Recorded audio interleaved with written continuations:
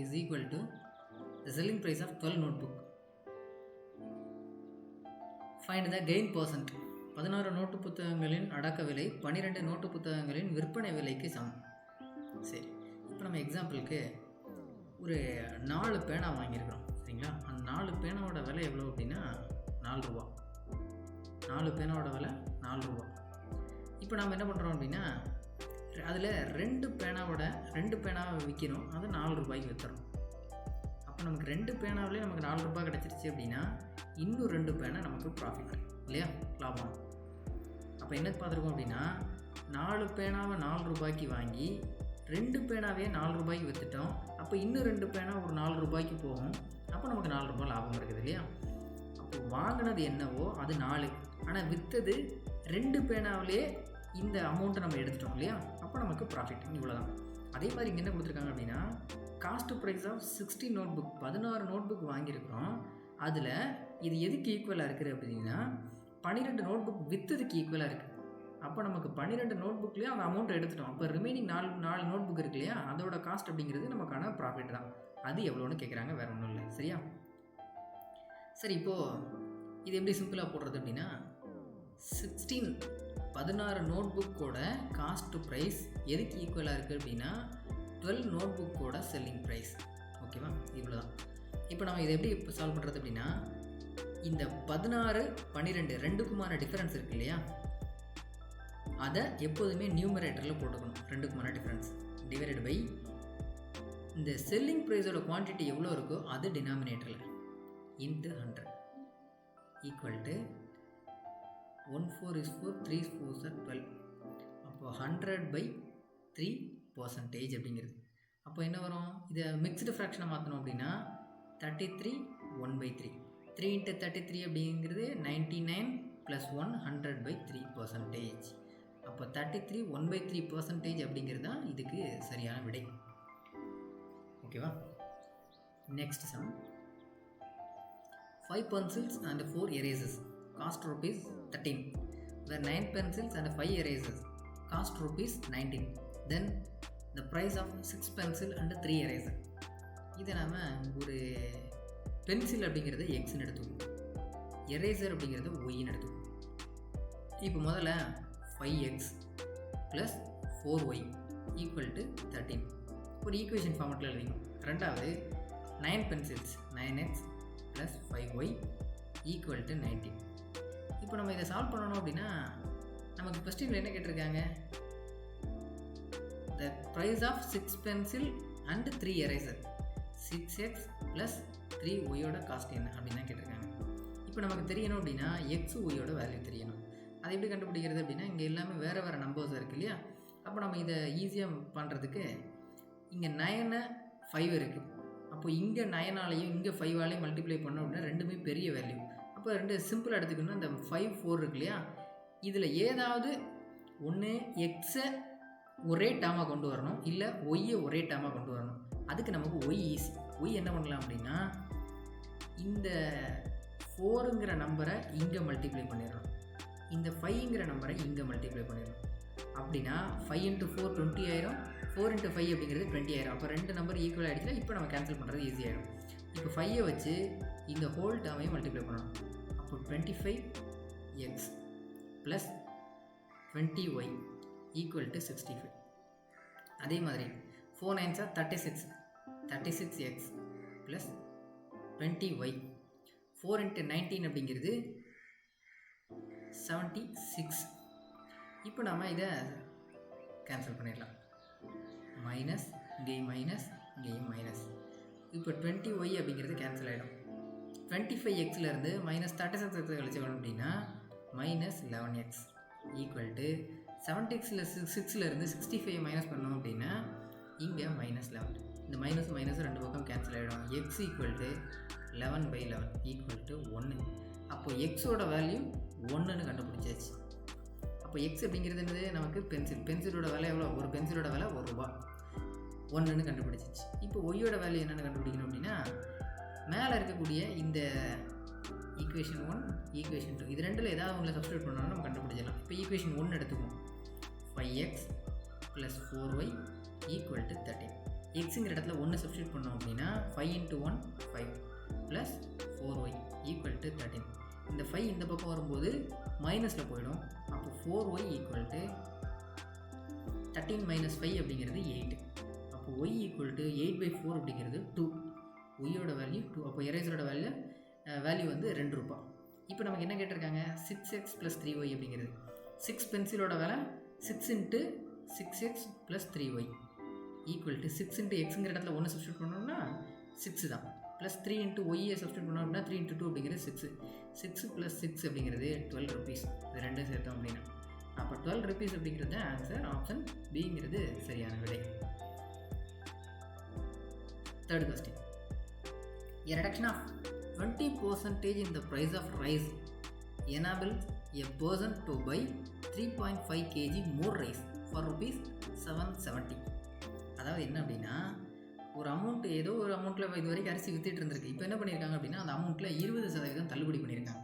அப்படி தள்ளுபடி பண்ணதும் ஒரு நபரால் 3.5 கிலோ அதிகமாக வாங்க முடியுது. எவ்வளோக்கு அப்படின்னா 770 ரூபாய்க்கு. இப்போது இது வரைக்கும் இந்த 770 ரூபாய்க்கு ஒரு சர்டன் கேஜி ஆஃப் ரைஸ் வாங்கிட்டு இருந்திருக்கிறாரு. இப்போ அந்த அமௌண்ட்டு 20% குறைச்சதுனால இப்போ அவர் 3.5 கிலோ கூடுதலாக வாங்கியிருக்கிறார். அப்போது 20% குறைய போய் தான் 3.5 கிலோ வாங்கியிருக்கிறார் இல்லையா? அப்போ அதை தான் நமக்கு 20% அப்படிங்கிறது எவ்வளோ அப்படின்னா அது 3.5 kg. 20% அப்படிங்கிறது. அப்போ 100% அப்படிங்கிறது என்ன, அதுதான் எக்ஸ். அப்போ 100% அப்படிங்கிறது மொத்தமாக எவ்வளோ வாங்கியிருக்காருன்னு நம்ம தெரிஞ்சுக்குவோம் இல்லையா? 20% அப்படின்ட்டு ரிடக்ஷன் பண்ணதுனால தான் அந்த 3.5 கிலோ வந்திருக்கு. அப்போ 20%ங்கிறது எதுக்கு ஈக்குவல்? 3.5 கிலோவுக்கு. அப்போ 100% அப்படிங்கிறது தான் இதுக்கு முன்னாடி அவன் வாங்கிட்டு இருந்த மொத்த அரிசியோட விலை இல்லையா? மொத்த அரிசியோட கிலோ எத்தனை கிலோ அப்படிங்கிறது. அப்போ அது எக்ஸ். அப்போ x equal to 100 × 3.5 divided by 20. 20னா இங்கே 5 × 3.5 அப்படிங்கிறது 17.5 kg. அப்போ இதுக்கு முன்னாடி 17.5 kg வாங்கிட்டு இருந்திருக்கிறாரு. அப்போ 17.5 kg அப்படிங்கிறது 770 ரூபாயில் 17.5ஆல் 17.5 kg போட்டோம்னா நமக்கு 1 kgயோட விலை எவ்வளோன்னு தெரிஞ்சிடும் இல்லையா? அப்போ 17.5ன்னு போட்டோம் அப்படின்னா இங்கே ஒரு 0 சேர்த்து இதை 770, இன்னொரு 0வில் மேலேயும் 10ஆல் மல்டிப்ளை பண்ணி கீழேயும் 10ஆல் மல்டிப்ளை பண்ணால் 175 இல்லையா? இப்போ இதை வச்சு நம்ம சிம்பிளிஃபை பண்ணோம் அப்படின்னா 175 to 175 அப்படிங்கிறது 350. அதே மாதிரி அப்போ 4 175 அப்படிங்கிறது 700. அப்போ இங்கே 4 175 அப்படிங்கிறது 700. ரிமைனிங் இருக்கிறது 70. அப்போ இன்னொரு 0 போச்சுன்னா 44 rupees. இப்போ அந்த 44 rupeesக்கு இவரால் எத்தனை கிலோ வாங்க முடியுது? 17.5 கிலோ வாங்கினா 770 ரூபாய்க்கு அவரால் வாங்க முடியுது. அப்போ இந்த 44 ரூபா அப்படிங்கிறது 1 kg. சரி, இப்போ இந்த 44 ரூபா அப்படிங்கிறது எதை குறிக்குது, எதை டினோட் பண்ணுது அப்படின்னா நம்ம நல்லா கவனிச்சுக்கணும். இப்போ 770 ரூபாய்க்கு வாங்கியிருக்கிறாரு. 1 கிலோ 44 ரூபாய்க்கு வாங்கியிருக்கிறாரு. டோட்டலாக 17.5 கிலோ வாங்கியிருக்கிறார். சரியா? அப்போ இந்த 44 ரூபா அப்படிங்கிறது எதை டினோட் பண்ணுது அப்படின்னா இப்போது 20% ரிடக்ஷன் பண்ணதுனால இப்போ 44 ரூபாய்க்கு வாங்கியிருக்கிறாரு. அப்போ இந்த 20% ரிடக்ஷன் பண்ணால் இது அப்போ இது எவ்வளோ பர்சன்டேஜ் அப்படின்னா இது 80%. அப்போது 80% அப்படிங்கிறது தான் என்னது 44 ரூபா. அப்போ 100%ன்றது எவ்வளோ? 80% அப்படிங்கிறது 44 ரூபா. அப்போ 100% அப்படிங்கிறது எத்தனை ரூபா? எக்ஸ். அப்போ இதை சிம்பிளிஃபை பண்ணோம் அப்படின்னா 44 × 100 டிவைடட் பை 80. 0 கேன்சல் ஆகிடும். 2 4s are 8, 11 4s are 44, 1 2 is 2, 5 2s are 10. அப்போ 55 rupees. அப்போ நல்லா பார்த்தோம் அப்படின்னா முதல்ல 55 ரூபாய்க்கு அந்த அரிசி விற்றுருந்துருக்கு. அப்புறம் அதில் 20% ரிடக்ஷன் பண்ணதுனால இப்போ 44 ரூபாய்க்கு விற்றுருக்காங்க. அதனால் அவரால் 17.5 கிலோ அரிசி வாங்க முடிஞ்சிருக்கு. ஓகேவா? அப்போது அதோட ஒரிஜினல் காஸ்ட் எவ்வளோ இருந்திருக்கு அப்படின்னா 55 ரூபாயாக இருந்திருக்கு. ஆப்ஷன் ஏங்கிறது சரியான விடை. Next, Bharathan offers his customers a discount of ₹50 on each shirt. ஒவ்வொரு ஷர்ட்டுலையுமே 50 ரூபா டிஸ்கவுண்ட் கொடுக்குறாரு. And still he makes a profit of ₹100 per shirt. ஒரு ஷர்ட்டில் இன்னும் அவருக்கு எவ்வளோ இருக்குது, 100 ரூபாய் லாபம் இருக்குது. What is the actual cost price of the shirt that is marked, what is the actual price of the shirt that is marked ₹800. சரி, இப்போ என்ன அப்படின்னா ஒரு சட்டை இருக்குது, அந்த சட்டையில் 800 ரூபா அப்படின்னு மார்க் பண்ணியிருக்காங்க. அது மார்க்கெட் ப்ரைஸ் 800 ரூபான்னு மார்க் பண்ணியிருக்காங்க. இப்போ என்ன பண்ணுறாங்க அப்படின்னா அந்த சட்டையில் 50 ரூபா டிஸ்கவுண்ட் பண்ணுறாரு. அப்போ 800 ரூபாயில் 50 ரூபா டிஸ்கவுண்ட் பண்ணால் 50 ரூபா டிஸ்கவுண்ட் பண்ணால் அது 750 ரூபா. அப்போ 750 ரூபாய்க்கு தான் அவர் விற்கிறார் இல்லையா? அப்போ இதில் இன்னும் என்ன சொல்கிறாரு அப்படின்னா அவருக்கு இன்னும் இந்த 50 ரூபா டிஸ்கவுண்ட் கொடுத்தது போக இன்னும் எவ்வளோ இருக்குது, ப்ராஃபிட் எவ்வளோ இருக்குது அப்படின்னா 100 ருபீஸ் அப்படின்றாரு. அப்போ இந்த சட்டையை அவர் 650 ரூபாய்க்கு வாங்கியிருந்தாருன்னா, ஏன்னா ப்ராஃபிட் அப்படிங்கிறது 100 இருக்கு இல்லையா, அப்போ 650 ரூபா. இப்போ 650 ரூபாய்க்கு வாங்கி அதில் அவருக்கு எவ்வளோ ஃபிக்ஸ் பண்ணியிருக்காரு அப்படின்னா 800 ரூபான்னு ஃபிக்ஸ் பண்ணியிருக்காரு. கிட்டத்தட்ட 150 ரூபா லாபத்துக்கு வச்சுருந்துருக்காரு. அதுக்கப்புறம் என்ன பண்ணுறாரு அப்படின்னா 50 ரூபா டிஸ்கவுண்ட் கொடுக்குறாரு. அப்போ திரும்பவும் எவ்வளோ இருக்கும் அந்த ப்ராஃபிட்டு, 150 ரூபா ப்ராஃபிட் இருக்க வேண்டியது 50 ரூபா டிஸ்கவுண்ட் போயிடுச்சு. ரிமைனிங் அவருக்கான ப்ராஃபிட்டு 100 ருபீஸ். அப்போ அதோட காஸ்ட் எவ்வளோ இருக்குது, 650 இருந்திருக்கு. அதுதான் அந்த சட்டையோட அடக்க விலை அப்படிங்கிறது. அப்போ அதோட காஸ்ட் ப்ரைஸ் அப்படிங்கிறது எவ்வளவு, அதுதான் 650 அப்படிங்கிறது. சரியா, இது அவரோட ஆக்சுவல் ப்ரைஸ் அப்படிங்கிறது.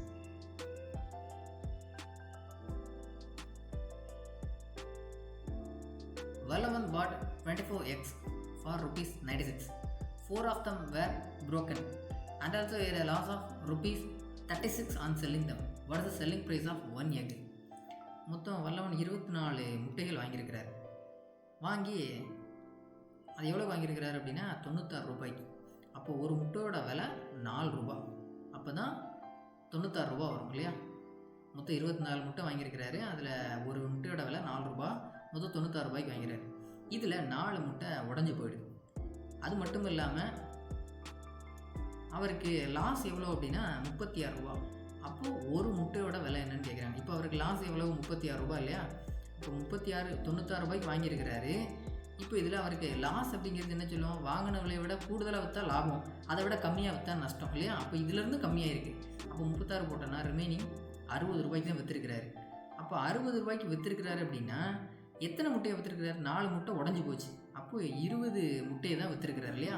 மொத்தம் 24 முட்டை, அதில் 4 முட்டை உடஞ்சி போச்சு, ரிமைனிங் 20 முட்டை தான் இருக்குது. அப்போ 20 முட்டை எவ்வளோக்கு விற்றுருக்கிறார் அப்படின்னா 60 ரூபாய்க்கு விற்றுருக்கிறார். அப்போ ஒரு முட்டை எவ்வளோக்கு விற்றுருக்கிறாரு, 3 ரூபாய்க்கு விற்றுருக்கிறார். ஓகேவா? அப்போ ஒரு முட்டைக்கான விலை அப்படிங்கிறது 3 ரூபா. சரிங்களா? ஓகேவா? இவ்வளோதான். ஓகே, ரிமைனிங் கொஸ்டின்ஸை அடுத்த வீடியோவில் பார்க்கலாம். தேங்க்யூ.